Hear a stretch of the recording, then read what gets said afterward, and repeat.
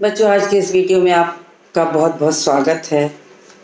मैंने आज शुरू किया है संचयन भाग 2 कक्षा 10 के विद्यार्थियों के लिए। जो पहली कहानी है हरिहर काका, उसकी पुनरावृत्ति। अब चूँकि कहानी बहुत बड़ी है, एक तो वीडियो में पूरी कहानी को पढ़ा दिया जाए ये संभव नहीं है, और पुनरावृत्ति है तो आपको अच्छी तरह से ये आनी चाहिए।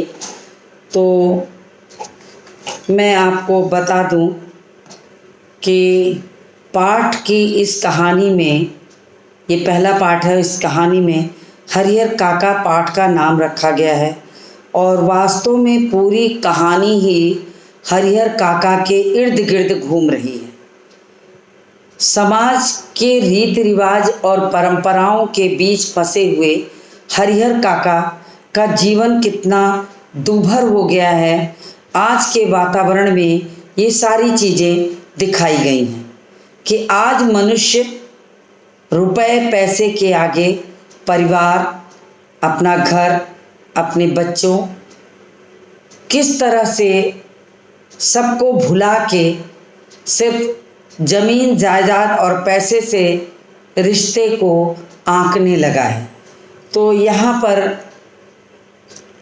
हरिहर काका के जीवन में जो कठिनाइयाँ हैं उसी का वर्णन इसमें किया गया है। और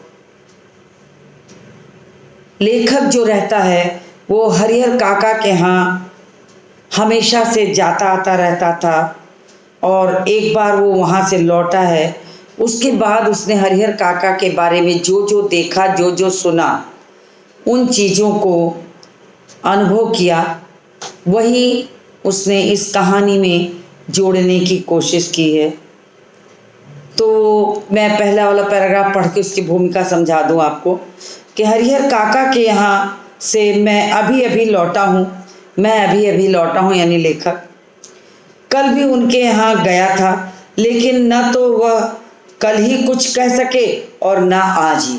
यानी कहानी का जो अंत है वहीं से इस कहानी को लेखक ने लिखना शुरू किया है कि जब भाइयों परिवार के द्वारा सताए जाने पर हरिहर काका अपने भाइयों, ठाकुरबाड़ी सबको त्याग कर गांव के बाहर अकेले रहने लगते हैं, तब से वो बिल्कुल मौन हो गए थे, किसी से कुछ नहीं बोलते थे।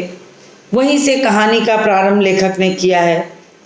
दोनों दिन उनके पास मैं देर तक बैठा रहा, लेकिन उन्होंने कोई बातचीत नहीं की।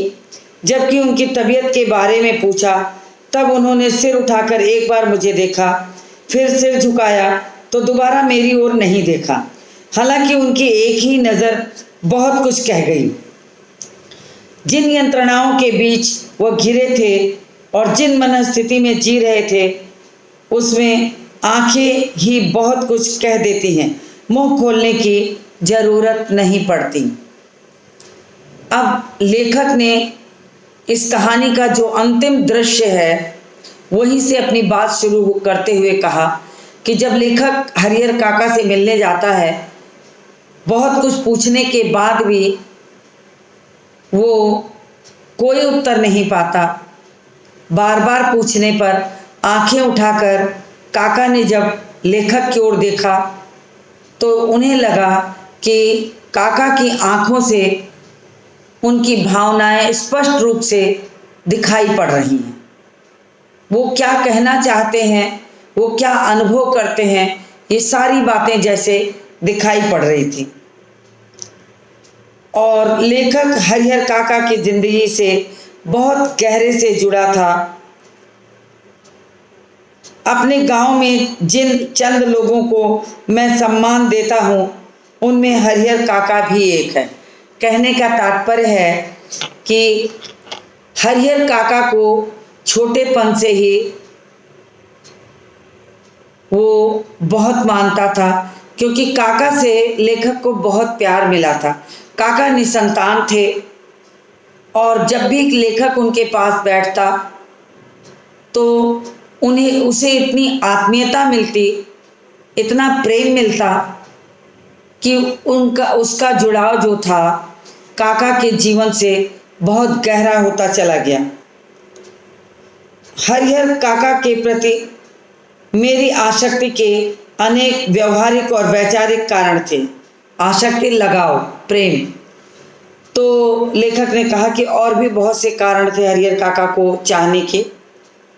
उनमें से 2 प्रमुख कारण लेखक ने बताया है। एक तो यह कि हरिहर काका मेरे पड़ोस में रहते हैं। पड़ोसी होने के नाते लेखक से और काका से बहुत ज़्यादा उठना बैठना, प्रेम, दुख, कष्ट, सुख सब मिल बैठ के बातचीत करना, बिताना, तो ये सारी चीज़ें थी। और दूसरा कारण था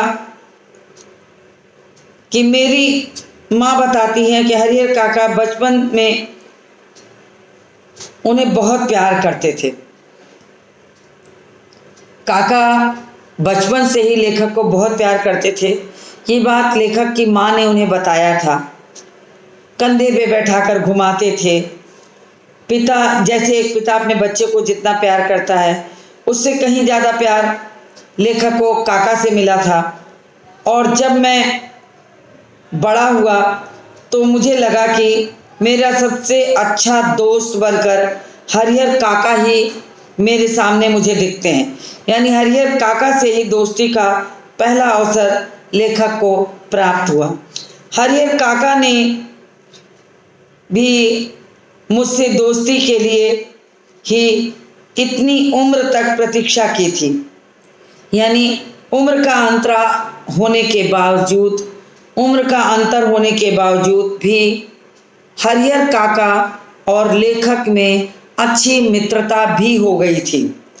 माँ बताती हैं कि मुझसे पहले गांव में किसी अन्य ने किसी दूसरे से उनकी इतनी गहरी दोस्ती कभी नहीं हुई। तो माँ के द्वारा लेखक को बहुत सारी चीज़ें पता चलती हैं।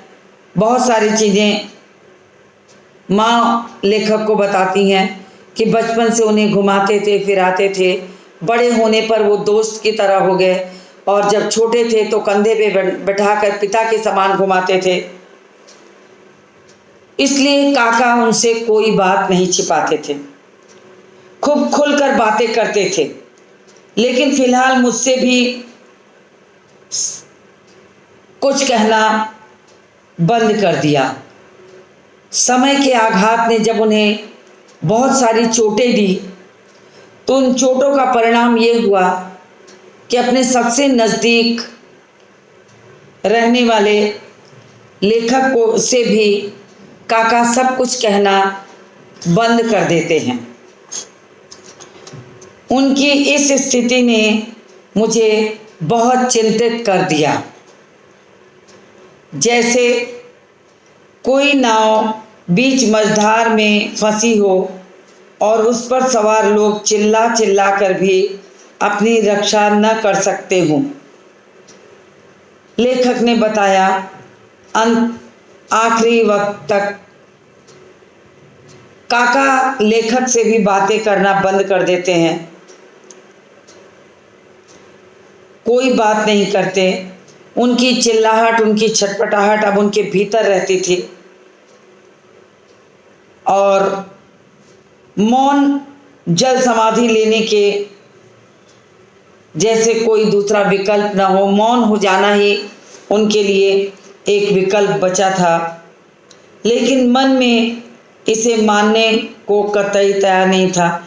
लेखक का मन जो बचपन से काका के साथ जुड़ा था, वो घुला मिला था, वो इस तरह काका के चुप हो जाने पर कभी भी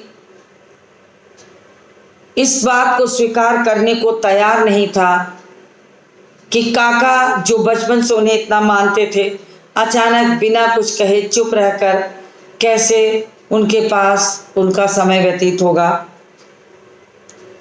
जीने की लालसा की वजह से बेचैनी और छटपटाहट बढ़ गई। कुछ ऐसी स्थिति के बीच हरिहर काका घिर गए। भाई और परिवार से दुखी, धोखा खाए हुए, अपनों का धोखा खाया हुआ व्यक्ति मौन हो जाता है। अपनों के द्वारा दिया गया कष्ट व्यक्ति कभी भूल नहीं पाता। उसे लगता है ये जीवन का सबसे बड़ा कष्ट है। जिन भाइयों को वो अपनी औलाद की तरह मानते थे, जिन भाइयों को वो जीवन भर अपना समझते थे, उन्हीं भाइयों ने उन्हें विभिन्न प्रकार के कष्ट दिए, उनकी पत्नियों ने दिया।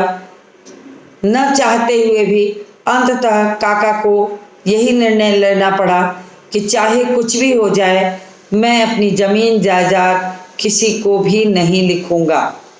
ये ज़मीन जायदाद का जो झगड़ा होता है वो ऐसा ही होता है बच्चों, कि अपनों को पराया कर देता है, अपनों से बैर कर देता है और कष्ट की दुनिया में लाकर ढकेल देता है।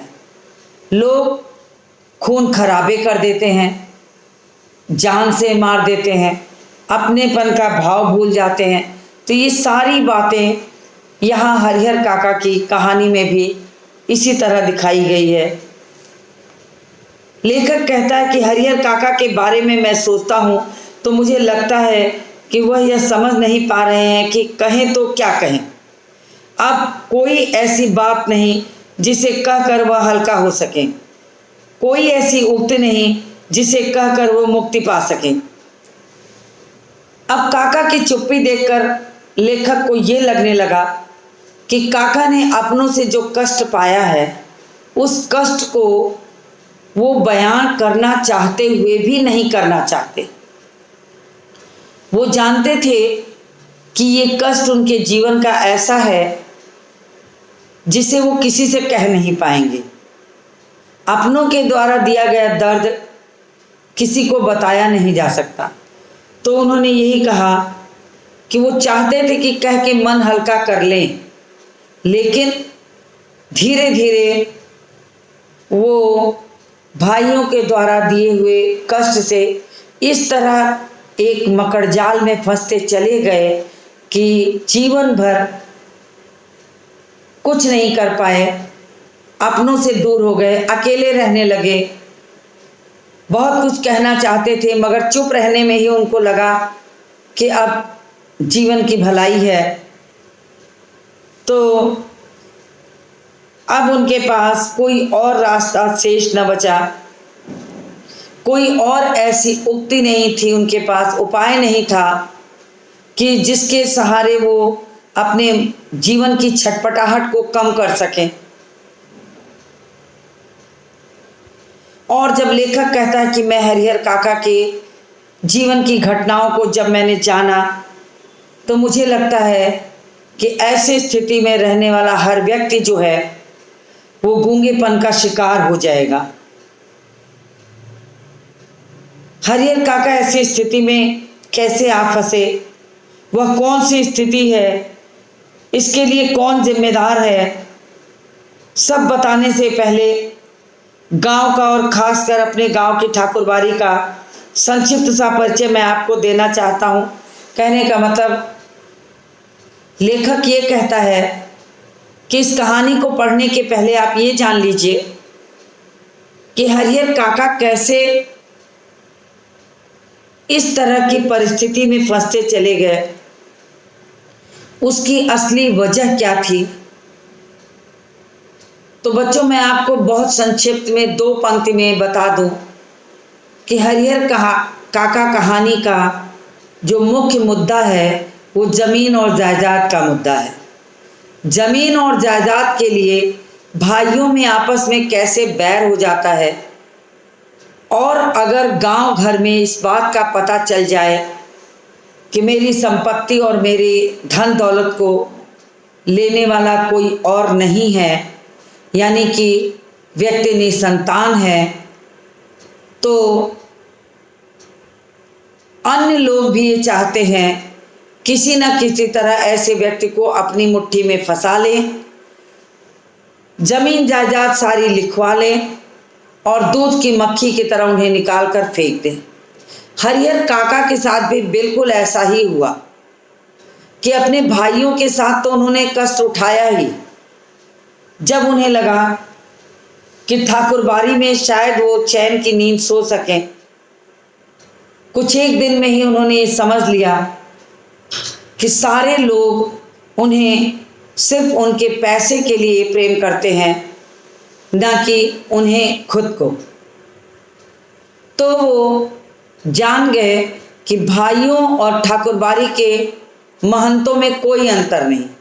तब उन्हें ये बात समझ में आ गई कि ज़मीन जायदाद जो चीज़ होती है उसके लिए अपने तो पराए हो ही जाते हैं, पराए भी सिर्फ ज़मीन जायदाद से प्यार करते हैं, न कि उस व्यक्ति को। दोनों में एक समान व्यवहार होने लगता है। यही इस कहानी का असल मुद्दा है, जिस पर लेखक हमारे और आपका ध्यान आकर्षित करने के लिए उसने भूमिका के रूप में ये बताना चाहा है कि हरिहर काका के बारे में जानने से पहले ठाकुरबाड़ी और उसके परिवार के बारे में जान लेना बिल्कुल ज़रूरी है। इसीलिए उसने अपनी कहानी का प्रारंभ यहीं से शुरू किया और बताया कि कस्बाई शहर आरा से 40 किलोमीटर दूरी पर उनका गांव था। हसन बाजार बस स्टैंड के पास। गांव की कुल आबादी 2,500-3 हजार रही होगी। गांव में 3 प्रमुख स्थान: गांव के पश्चिम किनारे का बड़ा सा तालाब, गांव के मध्य स्थित बरगद का पुराना वृक्ष, गांव में पूरब में ठाकुर जी का विशाल मंदिर जिसे गांव के लोग ठाकुरबाड़ी कहते हैं। ये उनके गांव का भौगोलिक चित्र है कि आरा से 40 किलोमीटर दूरी पर उनका गांव था, हसन बाजार बस स्टैंड के पास। तो न पूरी तरह गांव था और न पूरी तरह शहर था, कस्बा था छोटा सा जिसमें सुख सुविधाएं थी। 2,500-3 हजार लोग वहाँ रहते थे। 3 प्रमुख जगह थी उस गांव की। एक बड़ा सा तालाब था, एक ठाकुरबाड़ी थी और एक बहुत बड़ा सा मंदिर। तो यहाँ आकर के लेखक ने उस गांव का, हरिहर काका के गांव का एक भौगोलिक चित्र बनाया। गांव में इस ठाकुरबाड़ी की स्थापना कब हुई ये तो बताने वाला बहुत पुराने लोगों में कोई नहीं मिलता है लेखक को, लेकिन वर्षों पहले जब गांव पूरी तरह बसा भी नहीं था तो कहीं से एक संत आकर इस स्थान पर झोपड़ी बनाकर रहने लगते हैं। सुबह शाम ठाकुर जी की पूजा करते हैं, लोगों से मांग कर खाते थे, पूजा पाठ की भावना जागृत करते थे। बाद में लोगों ने चंदा देकर ठाकुर जी का एक छोटा सा मंदिर बनवा दिया। इस तरह से ठाकुरबाड़ी बनी। ठाकुरबाड़ी की भूमिका लेखक ने यहाँ बताई है कि ठाकुरबाड़ी के लिए एक साधु संत कहीं से घूमते टहलते गांव में आ गए, वहीं भिक्षा मांग मांग खाने लगे, लोगों को अच्छी अच्छी बातें बताने लगे। लोगों को लगा कि ये संत बहुत बड़े संत हैं, वो ठाकुर जी की पूजा करते, लोगों के मन में ये विश्वास दिलाते, ठाकुर जी के प्रति भावना जागृत करते। बाद में लोगों को लगा कि इस बहुत बड़े संत हैं तो क्यों न एक ठाकुर जी का मंदिर बनवा दिया जाए। तो गांव के लोगों ने मिलकर एक छोटा सा मंदिर बनवा दिया और गांव धीरे धीरे बड़ा होने लगा, आबादी बढ़ने लगी, मंदिर का कलेवर बढ़ने लगा, यानी उसका विस्तार होने लगा, चौड़ाई। अब लोगों को ये लगने लगा कि संत जो हैं वो बहुत बड़े हैं। कभी कभी जब लोगों की कोई मनौती पूरी हो जाती तो ठाकुरबाड़ी के नाम वो कुछ न कुछ देते। कभी पुत्र के होने पर, कभी मुकदमे में विजय होने पर, कभी लड़की की अच्छी शादी तय होने में, लड़के को नौकरी मिल जाने में, सफलता किसी को मिल जाने में वे ठाकुर जी पर रुपए, जेवर और पैसे, अनाज सब चढ़ाते। और धीरे धीरे यही सब करते करते ठाकुरबाड़ी का जो था विस्तार होने लगा। अधिक खुशी होती तो ठाकुर जी के नाम अपने खेत का एक छोटा सा हिस्सा तक लोग दे देते थे। धीरे धीरे अब ठाकुरबाड़ी बढ़ने लगी। वो ठाकुर जी का पूजा करते करते संत ने पूरा एक बड़ा स्थान बना लिया जो ठाकुरबाड़ी के नाम से प्रसिद्ध हो गया। वहाँ संत से कई लोग इकट्ठा हो गए जो उस ठाकुरबाड़ी को चलाने लगे और वही परंपरा धीरे धीरे करते हुए आज तक वहाँ जारी रही। लोगों को ये विश्वास हो गया था कि अगर फसल होती है अच्छी तो इस ठाकुर जी की कृपा से, अगर किसी को नौकरी मिलती है तो ठाकुर जी की कृपा से, विवाह होता है, परिवार अच्छा होता है, घर में पुत्र प्राप्ति होती है, कोई मुकदमे में जीत होती है, तो सब कुछ ठाकुरबाड़ी के चलते होता है। तो इस तरह से दिन दूनी रात चौगनी ठाकुरबाड़ी प्रगति करने लगी, उसका विकास 1000 गुना बढ़ता गया। अब तो यह गांव ठाकुरबाड़ी से ही पहचाना जाने लगा। अब हुआ क्या कि धीरे धीरे लोग उस गांव की पहचान ही किससे कर लिए? ठाकुरबाड़ी के नाम से। लोग ये जानने लगे कि इस गांव में एक विशाल ठाकुरबाड़ी है, पूरे इलाके में इसके जोड़ की कोई दूसरी ठाकुरबाड़ी नहीं थी, तो अब उसकी पहचान ही इसी नाम से होने लगी। और कई संत महात्मा मिलकर उसे चलाने लगे। ठाकुरबाड़ी के नाम 20 बीघा खेत हो गया। धार्मिक लोगों की एक समिति बन गई जो ठाकुरबाड़ी के संचालन के देखरेख का कार्य करते थे, और प्रत्येक साल, हर तीसरे साल एक महंत और एक पुजारी की नियुक्ति वहाँ हमेशा संचालन हेतु करनी पड़ती थी, करते थे लोग।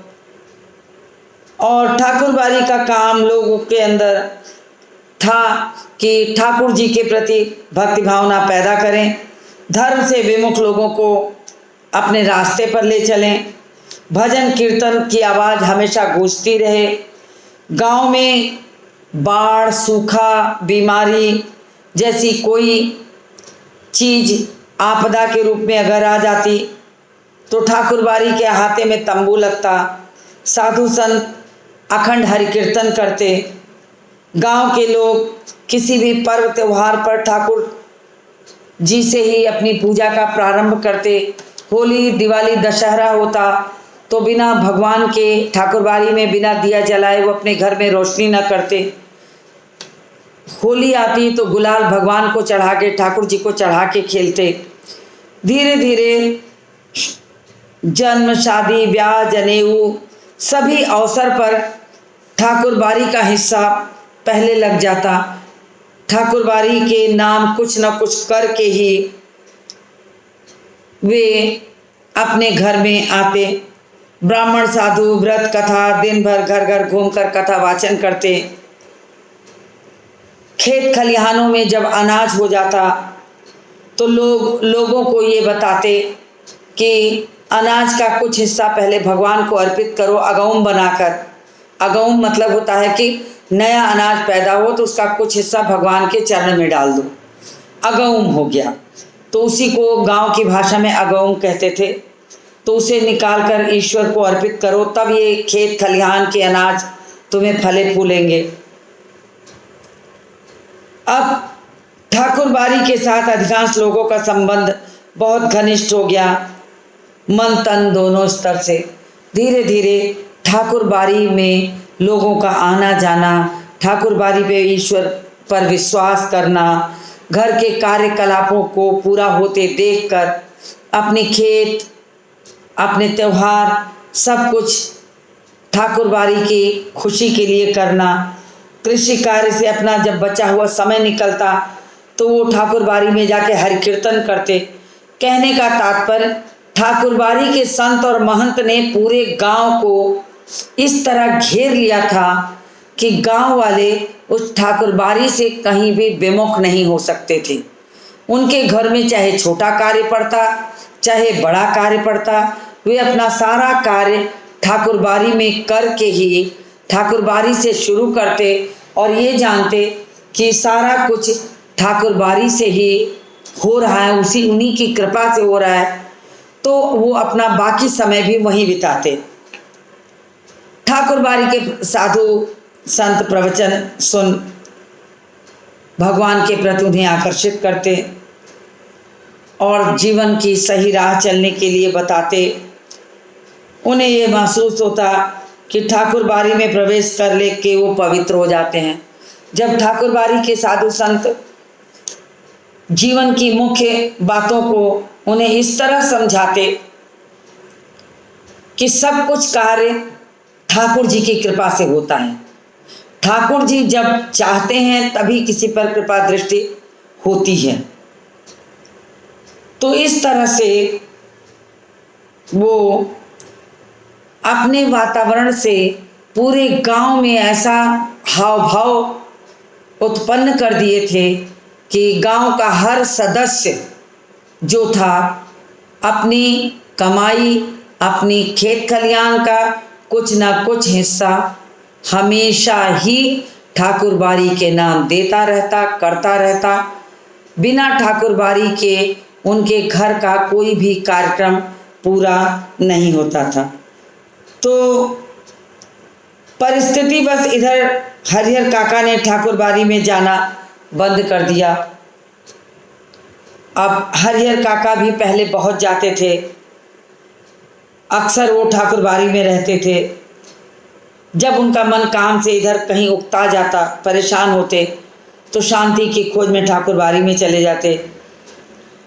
लेकिन धीरे धीरे वहाँ के साधु संतों की स्थिति जब हरिहर काका को दिखती है, वो देखते हैं, तब उन्हें साधु संत फूटी आंख से भी नहीं सुहाते थे। और तब जाकर हरिहर काका ने धीरे धीरे ठाकुर बाड़ी जाना कम कर दिया। जब हरिहर काका को ये पता लग गया कि इसके साधु संत जो हैं वो लालची हैं, लोगों को बहलाते हैं, फुसलाते हैं, डराते हैं और उनकी धन संपत्ति, रुपया पैसा, खेत अनाज सबको ठाकुर जी के नाम के आगे कह कहकर हड़पना चाहते हैं, तो धीरे धीरे उनकी जो रुचि थी वो अपने काम में लग गई, वो जाना कम कर देते हैं। और लोग जो जुटते थे ठाकुर बाड़ी में, वो ठाकुर जी का भोग लगने पर दोनों जून हलवा पूड़ी बनता था, लोग खाते थे, आराम से पड़े रहते थे। कुछ भी हो तो वे सिर्फ खा पी करके, लोगों को बहला फुसला करके, भोग में अच्छी अच्छी चीज़ें खाते और चुपचाप जीवन यापन करते। धन और पैसे की कमी नहीं थी, गांव वालों से वो समय समय पर वसूला करते थे। हरिहर काका भी 4 भाई थे, सबकी शादी हो चुकी थी। हरिहर काका के अलावा सबके बाल बच्चे थे, परिवार था। छोटे भाई के लड़के काफ़ी सयाने हो गए थे, 2 की उसमें शादियां भी हो गई थी। उनमें से एक पढ़ लिख कर किसी दफ्तर में क्लर्की करने लगा। हरिहर काका की खुद की देह से कोई उनकी औलाद नहीं थी, कोई संतान नहीं थी। भाइयों में हरिहर काका का नंबर जो था दूसरे नंबर का था। औलाद के लिए उन्होंने 2 शादियां की, मगर दोनों से उन्हें कोई औलाद नहीं मिली। तीसरी करने की सलाह दी, गिरती उम्र देखी, धार्मिक संस्कारों की वजह से उचित न समझकर हरिहर काका ने तीसरी शादी करने के पक्ष में वो नहीं हुए। इतने बड़े परिवार में भी हरिहर काका के तन से जन्मे एक भी बच्चे नहीं थे। फिर उन्हें बड़े इत्मीनान और प्रेम से अपने भाइयों के परिवार के साथ रहने लगे थे।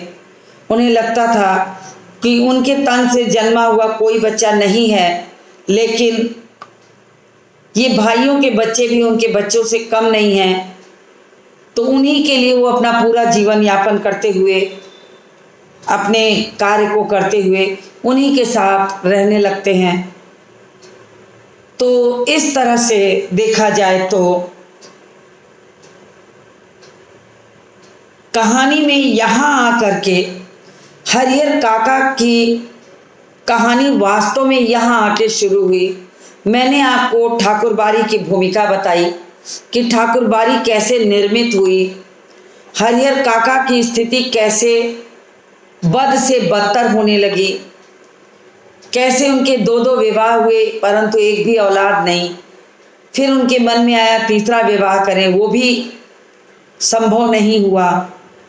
तो उन्हें लगा कि भाइयों के बच्चे और उनके परिवार के साथ ही उनका जीवन यापन कट जाएगा, हो जाएगा। लेकिन असल स्थिति कहानी की तो अब इसके बाद शुरू होगी कि जिस हरिहर काका को ये लगता था कि उनका जीवन भाइयों के बच्चों, उनके परिवारों के साथ सकुशल कट जाएगा, उन्हीं भाइयों ने, उन्हीं भाइयों के परिवारों ने किस तरह हरिहर काका का शोषण किया, किस तरह सताया, एक एक दाने के लिए तरसाया।